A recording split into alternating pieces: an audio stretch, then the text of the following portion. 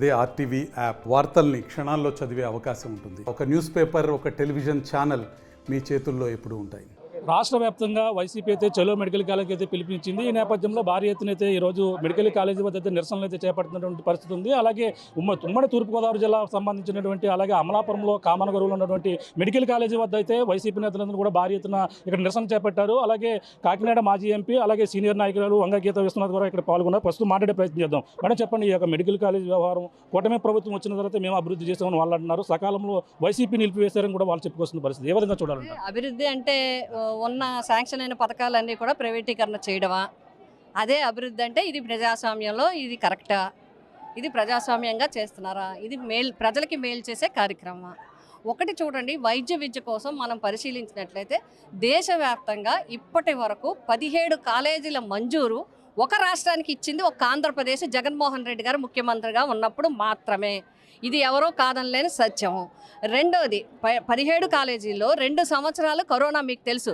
Corona దాంట్లో పాండమిక్లో చాలా ఇబ్బంది పడి ఏమైనా సరే ప్రజారోగ్యాన్ని ఎక్కడ ఒక్కరికి కూడా ఇబ్బంది లేకుండా సంక్షేమ పథకాలు మాత్రమే కాకుండా ఆరోగ్య విషయంలో ఎక్కడ కూడా రాజీ పడకుండా చేసింది ఎవరు అంటే సాక్షాత్ ప్రధానమంత్రి గారే చెప్పారు. 2-3 రాష్ట్రాలే ఉన్నాయి, అందులో ఆంధ్రప్రదేశ్ ఉంది అని చెప్పి. అలా వ్యవహరించి 17 కాలేజీలు తెచ్చి అందులో 5 కాలేజీలు పూర్తి చేసి 2 కాలేజీలు 90% అయిపోయి పులివెందులతో సహా అడ్మిషన్స్ కూడా పర్మిషన్ ఇస్తే, మీరు పర్మిషన్ ఇస్తే అడ్మిషన్స్కి మాకు వద్దు అని రాస్తారా? 10 కాలేజీలు ఇవాళ అమలాపురం చూస్తాను, అమలాపురం కాలేజీ ఇది నిర్మాణంలో ఉంది, మీరు పూర్తి చేయాలి.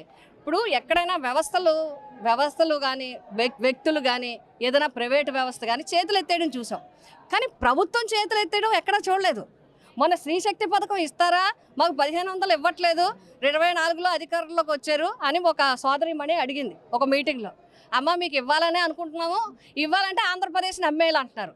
అంటే స్త్రీలకి పథకం ఇవ్వాలంటే ఆంధ్రప్రదేశ్ని అమ్మేయాలి, మెడికల్ కాలేజీలు పూర్తి చేయాలంటే ప్రైవేటీకరణ చేసేయాలి. ఒక్కొక్క దానికి 100 ఎకరాల నుంచి 50 ఎకరాల వరకు ఉంది. మీరు 66 సంవత్సరాలు ఒక 100 రూపాయల కోసం ఈ వ్యవస్థనంతా, దీంతో 500 మడకల హాస్పిటల్ మొత్తం ఈ వ్యవస్థనంతా మీరు అమ్మేస్తున్నారు. అంటే ఇక్కడ కాలేజీలో పేద విద్యార్థులు మెడికల్ సీట్లు కొనుక్కోవాలి, వైద్య సేవలకి వాళ్ళు డబ్బులు చెల్లించాలి, టెస్టులు అన్నిటికీ చెల్లించాలి, ఎంఆర్ఐ స్కాన్ తీయించుకోవాలన్నా చెల్లించాలి.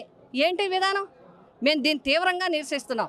ఇది కావాలని చెప్పి వాళ్ళకి కావలసిన వ్యక్తులకి 10 మెడికల్ కాలేజీలు కట్టబెట్టడానికి తప్ప ఇది ప్రజాస్వామ్య విరుద్ధం. అది ప్రజాస్వామ్యాన్ని నిజంగా ప్రజాస్వామ్యంలో ఇలాంటివి జరగడానికి వీల్లేదు. అందుకే మా వైఎస్ జగన్మోహన్ రెడ్డి గారు ఇచ్చిన పిలుపు మేరకు 17 కాలేజీల దగ్గర నిరసన తెలియజేసాం. ఈ ప్రభుత్వాన్ని మేల్కోండి, మీరు వెంటనే జీవోని రద్దు చేయమని చెప్పి. అందుకే మన కాకినాడ జిల్లా అంతా మా దాడిశెట్టి రాజా గారి నాయకత్వంలో మేమందరూ కూడా అమలాపురం వచ్చి, అమలాపురంలో మేమందరం కలిసి 2 జిల్లాలు కలిసి ఇక్కడ నిరసన వ్యక్తం చేయడం జరుగుతుంది. పీపీపీ అంటే అర్థం కాలేదు, అలాగే దీన్ని అంతా పూర్తిగా అవగాహన లేకుండా మాట్లాడుతున్నారు. అలాగే కొన్ని రాష్ట్రాలు ఈ మూడ్లోనే మొత్తం అంతా కూడా అభివృద్ధి చెందని వాళ్ళు చెప్పుకొస్తున్నారు. ఏ విధంగా చూడాలంటే? పీపీపీ అంటే ఎవరిని అడిగినా చెప్తారు పబ్లిక్ ప్రైవేట్ పార్టిసిపేషన్ అని. ఇప్పుడు మేమేమంటే ప్రజాస్వామ్యాన్ని పక్కాగా పొడి చేయడమే, ప్రజాస్వామ్యాన్ని పక్కాగా పొడి చేయడం. ఈ 3 పీపీపీ అంటే ఇది ఇందులో అర్థమవుతుంది. 2 పథకాలు. ఒక మంత్రి గారు ఆంధ్ర రాష్ట్రాన్ని అమ్మేయాలన్నారు, ఆడబిడ్డలకు పథకం ఇవ్వాలంటే. ఇప్పుడు మీరు మెడికల్ కాలేజీలు పూర్తి చేయాలనుకుంటే మొత్తం ఇది కూడా అమ్మేయడమే కదా. 100 రూపాయలకి ఎవరికో కట్టబెట్టేయడం అంటే ఖచ్చితంగా అమ్మేయడమే, వాళ్ళకి చెవటమే. అందుకే చెప్తున్నాను, ఎట్టి పరిస్థితుల్లోనూ ఎటువంటి మా జగన్మోహన్ రెడ్డి గారు చాలా గట్టిగా ఉన్నారు. ఇది ఆంధ్రప్రదేశ్ కాదు, భారతదేశం మొత్తం మీద చూడండి. పోనీ భారతదేశం మొత్తం మీద ఏ రాష్ట్రంలో అయినా ప్రభుత్వ మెడికల్ కాలేజీలు ప్రైవేట్ వాళ్ళకి అప్పచెప్పారా? అది పెట్టండి. రెండోది, మీరు ఇచ్చే జీవోలో వాళ్ళకి రావాల్సిన హక్కులు, ప్రైవేటు వ్యక్తులకి కావాల్సిన హక్కులు చెప్తున్నారు, కానీ ఈ మెడికల్ కాలేజీలో వైద్య సేవలు పేద ప్రజలకి ఎలా అందిస్తాము చెప్పారా? ఈ మెడికల్ కాలేజీలో పేద బడుగు బలహీన వర్గాలకి విద్యార్థులకి సీట్లు ఎంత రేటుకి ఇస్తామో చెప్తున్నారా?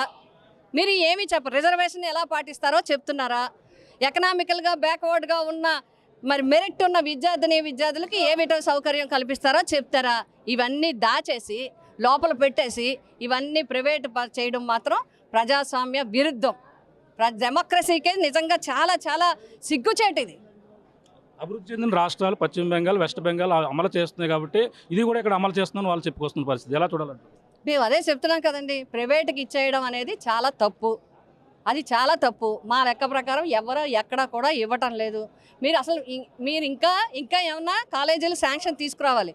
ఇంకా ఏమన్నా మేము మా ప్రభుత్వ హయాంలో మేము 17 మెడికల్ కాలేజీలు తెచ్చాం, ఇగో రాష్ట్రం విడిపోయిన తర్వాత మేము ఇవి చేసాం అని చెప్పడం మానేసి ఉన్న మెడికల్ కాలేజీలు ప్రైవేటు పరం చేస్తామంటే మాత్రం వైఎస్ఆర్సీపీ ప్రజల పక్షాన నిలబడుతుంది. పేద ప్రజలు, బడుగు బలహీన వర్గాల ఆరోగ్య సేవల పట్ల మేము చిత్తశుద్ధితో ఉన్నాం. అదేవిధంగా వైద్య విద్య నేర్చుకునే వాళ్ళకి ఎక్కడికి వెళ్తున్నారండి వైద్య విద్యార్థులు ఈరోజు? కోట్లు కట్టలేక. ఇవాళ రంగరాయ మెడికల్ కాలేజీలో సీట్ వస్తే ఎంత, లేకపోతే రాజమండ్రిలోనో కాకినాడలో ప్రైవేట్ కాలేజీలో వస్తే సీట్ అంతా మీరు అర్థం చేసుకుని 1 కోటి పైనే దాటింది. ఎవరో పేదవాడికి మెరిట్లో వస్తుంది, ₹1 కోటి పెట్టి ఎలా చెల్లించుకుంటాడు? అందుకనే ఇన్ని మెడికల్ కాలేజీలు ఉండాలని చెప్పి జగన్ గారు అనుకుంటే మరి ఈరోజు ఇలా చేయటం మాత్రం చాలా అన్యాయం.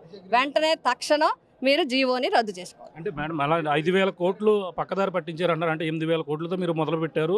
అందులో కేంద్రం ఇచ్చిన 900 కోట్లు కూడా ఉపయోగం చేసుకున్నారు. కానీ 5,000 కోట్లు కూడా అప్పు చేసి దాన్ని పక్కదోవ పట్టించారు. ఆహా ఓహో అన్నట్టుగా అంత లేవు. ఆ వైసీపీ పార్టీ కార్యాలయాలు కట్టారని కూడా చెప్పుకొస్తారు. దీనికి ఏమంటారు? ఈ చెప్పాను, నేను ఒకటి చెప్తున్నానండి. ఇప్పుడు వాళ్ళని సమర్థించుకోవడానికి మా మీద ఎన్ని నిందలు కాకపోతే, ఎన్ని అబద్ధాలు కాకపోతే అన్ని వేసడానికి చేస్తున్నారు. నేను ఒక్కటే చెప్తున్నాను, మీరు కేంద్ర రాష్ట్రంలో మీరున్నారు, కేంద్రంలో మీరున్నారు. 2 కాదు 3 పార్టీలు కలిసి ఉన్నాయి. 1 కాదు 3 గట్టిగా ఉంది బంధం. మీ ముగ్గురు కలిసి ఎంక్వైరీ చేయండి. మీరు ఎంక్వైరీ చేసి ఈ 17 కాలేజీలో జరిగిందేంటి, జరగవలసిందేంటి ఎంక్వైరీ చేయండి.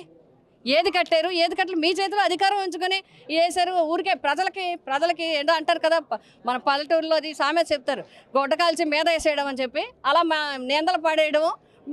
మీకు కావాల్సిన కార్యక్రమం మీరు చక్కగా మమ్మల్ని కావాలని ప్రజల్ని పక్కదో పట్టించుకోవడానికి మా మీద నిందలు వేస్తున్నారు. కానీ 17 కాలేజీల్లో ఖచ్చితంగా ప్రభుత్వమే కట్టి ప్రజలకి అందించాలి. ఇది మా ఇది పరిస్థితి. భారీ ఎత్తున అయితే ఇక్కడ ఆందోళన అయితే చేపడుతున్నారు. అలాగే ప్రభుత్వమే 17 కాలేజీలను కూడా, అలాగే మొత్తం ప్రభుత్వమే ఈ యొక్క ఏదైతే దీన్ని అయితే క్యాన్సిల్ చేయాలన్నారు, ఈ జీవోని అయితే క్యాన్సిల్ చేసి ప్రైవేటీకరణ అనే దాన్ని కూడా వెనక్కి తీసుకోవాలి. ప్రభుత్వమే ఈ యొక్క మొత్తం కాలేజీలన్నీ కూడా నిర్మాణం చేపట్టాలని కూడా కోరుకుంటున్నటువంటి పరిస్థితి. ఏదేమైనా గతం వైసీపీ ప్రభుత్వంలో మెడికల్ కాలేజీ తెచ్చినటువంటి ఘనత కేవలం వైఎస్ఆర్సీ పార్టీకి చెందుతుంది. అలాగే అది కూడా జగన్మోహన్ రెడ్డి మంత్రికి చెందుతుంది. ఆ తెచ్చిన కాలేజీని పూర్తిగా కట్టలేని పరిస్థితిలో ఈ విధంగా ప్రైవేటీకరణ చేసి ప్రజాస్వామ్యాన్ని తూట్లు పోస్తూ, అలాగే విద్యార్థులకు వైద్య విద్యను దూరం చేసే పరిస్థితి ఈ యొక్క కూటమి ప్రభుత్వం చేస్తుందని, అలాగే వంగా గీతా వేస్తున్న చెప్తున్న పరిస్థితి ప్రధానంగా ఉందని చెప్పాలి. ఇది కూడా తాజా పరిస్థితి. కెమెరా అనిల్తో ప్రకాశ్, ఆర్టీవీ, అమలాపురం నుంచి. తెలుగులో ఫాస్టెస్ట్ న్యూస్ ఇప్పుడు కొత్త అవతారంలో 5 సెకండ్లోనే పూర్తి వార్తా సమాచారం మీ చేతిలో. సోషల్ మీడియా ట్రెండ్స్ మీ కళ్ళ ముందుకే live TV and voice search ఆప్షన్స్తో ఇప్పుడే డౌన్లోడ్ చేయండి. యాప్ లింక్ డిస్క్రిప్షన్లో ఉంది.